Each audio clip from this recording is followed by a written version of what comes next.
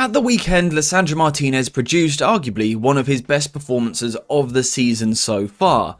Yet interestingly, it came in a new position, left back. So does this role work for him moving forward? Let's take a look. So the first thing we need to discuss is actually the tactical role and the way that Lisandro Martinez played. Because when we say he played left back, that's quite a sweeping statement. It could mean a few different things. There's many different left back roles in the modern game. For Lisandro Martinez, it was a role which changed throughout the game depending on where the ball was at the time. For example, if Manchester United were building out from the back on a goal kick, we know that Onana was coming into centre-back. We discussed this yesterday, and that the structure around him would therefore change. De Ligt would move a little bit wider, Dalot would go higher up the pitch, and this was now United's new back four. Lisandro Martinez, in this position, was very much a traditional left-back. He was wide on the left-hand side of the defence. He was giving us and providing us that left-footed option to play out from the back. However, as we moved a little bit further up the pitch, Lisandro Martinez's role and position changed. Normally, from a left back, you may perhaps expect them to bomb forward on the overlap and be a massive attacking threat. But that wasn't the role for Licha in this game at all. He was very much playing as part of a back three for Manchester United in these positions. That was his sort of role in the team. So, what are the benefits of Lisandro Martinez playing in this way? First of all, playing deep as a left back. The big obvious benefit here is that he is left-footed, so is therefore happy to play down the left side of the pitch. What we have seen in the opening weeks of the season is Diogo Dalot playing on the left-hand side. And whilst Dalot is a reasonably two-footed player, he is comfortable on his left foot. His instinct is always to come back inside the pitch. And opposition teams have known this. They have tried to force us to play down the left-hand side, and then massively restricted us, forced us inside the pitch, and then won the ball, and that's caused a lot of problems for United. It's led to United being very one-side heavy, being trapped in this area. Lisandro Martinez playing on the left-hand side suddenly changes things for us, as would having any left footer, to be fair. What he is doing is giving us an option. He can still, of course, come inside, infield, into the pitch. We know that he can do that because he's a brilliant ball manipulator. But also importantly, United suddenly have an option to play an early pass down the line, whether that be in behind into a channel, whether that be a curved sort of pass into the 10 position, or into the feet of a winger. It gives United something a little bit different. And then once Lisandro Martinez has moved a little bit higher, and United are now in this back three sort of situation, for Lisandro Martinez, to be honest, there isn't too much of a change here. He's been playing a very similar role recently anyway, even when he's been at centre-back. The positioning in possession is actually incredibly similar. But the positives in general of Lisandro Martinez in this team, particularly on the left-hand side, are obvious. It is these passes. The fact that he can play these on his left foot. A right-footed player, Diogo Dalot for example, simply couldn't play that pass from this position. It wouldn't really be possible for him. But it's also here, a little bit higher up the pitch, where again United have been trapped at times early in the season, forced one way and become very predictable. Lisandro Martinez just gives us something a little bit different. It's his ability to open up his body as though he's going to play down the line, and then last second, fire the ball into the feet of a striker. Central progression, something that United have lacked this season. We keep going on about it. Lisandro Martinez offered us something just a little bit different because he was given that license to move a little bit further forward. But it's also situations like this. This is where United were trapped before. Dalot in this position doesn't really have anywhere to go. He wants the ball on his right foot, so he comes back inside. With Lisandro Martinez, he is happy to get his head up and play a left-footed pass down the outside of the opposition and go direct, go long into someone like Rasmus Højlund. And we know how good he was in this game. Video on that if you want to check it out, by the way. Go check it out, it's a good video. But you can see the benefit of Lisandro Martinez. He gives United a different option. He makes us less predictable. Suddenly we have a different option. We can go outside the pitch like this, and we know a left-footed pass is always going to curve away from the opposition defender here. You can see it, just that slight curve in the pass. If it was a right-footed player playing the pass like this, we know that it would have this sort of arch on it, going infield and then outfield. It gives the opposition a chance of getting to the ball. Whereas with the left-footer, it's much more simple. It arches away from the opposition.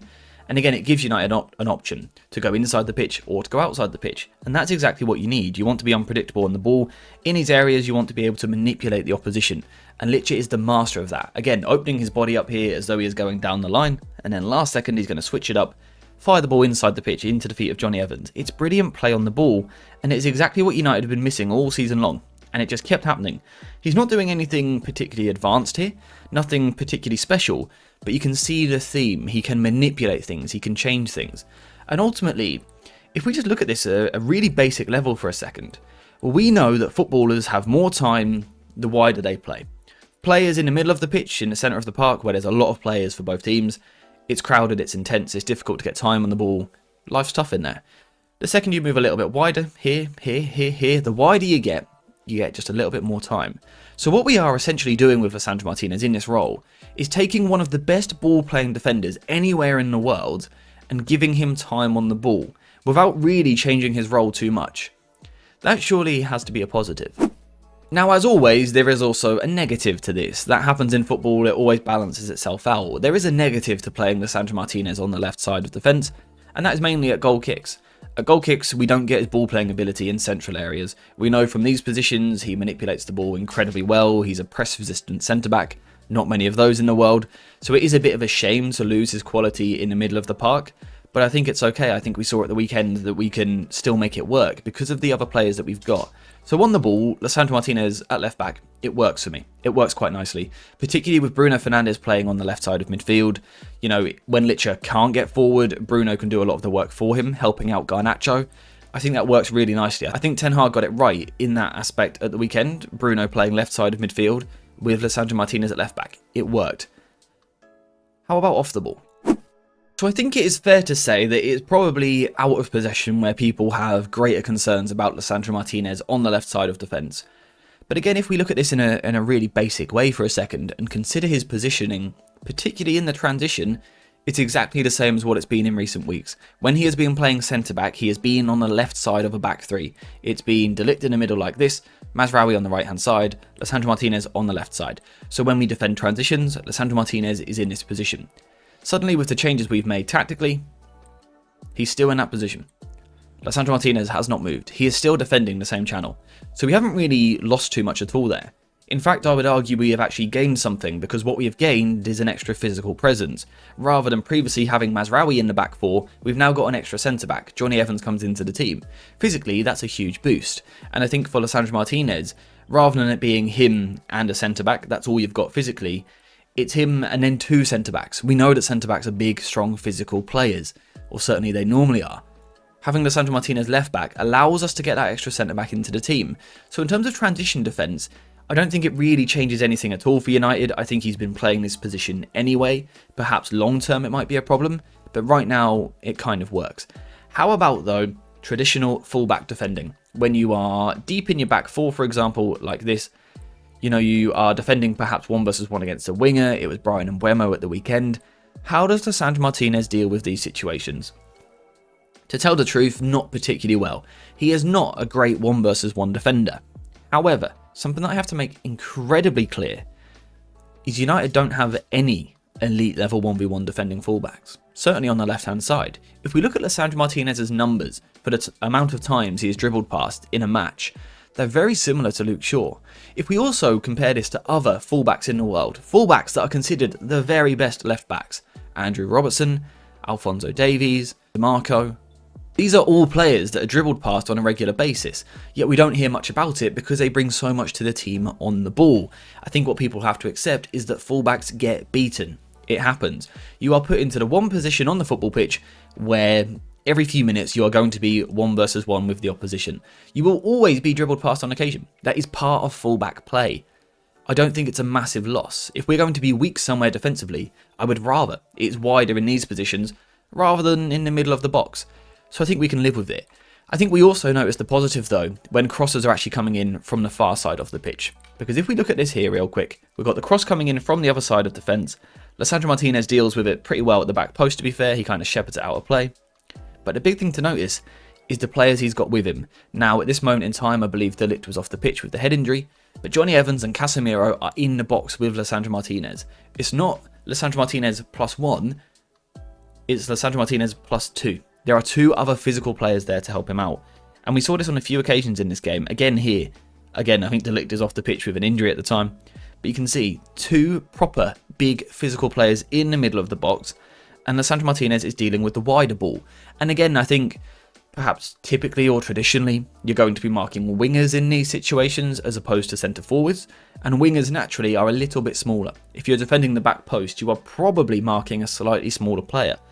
So again, I think we've arguably got ourselves an upgrade here. Again, De Ligt and Evans in the middle, in the heart of it. Good box defenders, dealing with the stuff in the middle. Lisandro Martinez dealing with the ball a little bit wider.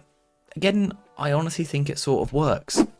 So essentially, to try and sort of sum everything up and put it all together, in possession, Lisandro Martinez still plays a very similar role, except at goal kicks he's a little bit wider, which in a way helps us because it gives us that left-footed option. We know that left-footed option creates a lot of passing angles for us. That is an absolute positive. Lisandro Martinez, left back, tucking in possession, it's good for us.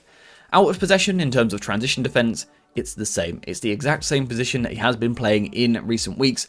Nothing has changed for him. In terms of the settled defence, a little bit deeper, yes, he is out of position. He is perhaps a little bit uncomfortable in 1-versus-1 situations out wide, but we have seen already that is a part of fullback play. It happens to all of the best fullbacks in the world. For Lisandro Martinez, it's nothing different, and actually it allows us to get an extra centre-back in the team as well, which arguably improves us at set pieces because we have an extra physical option. It increases our ability to defend the box, crosses into the box and things like that from open play.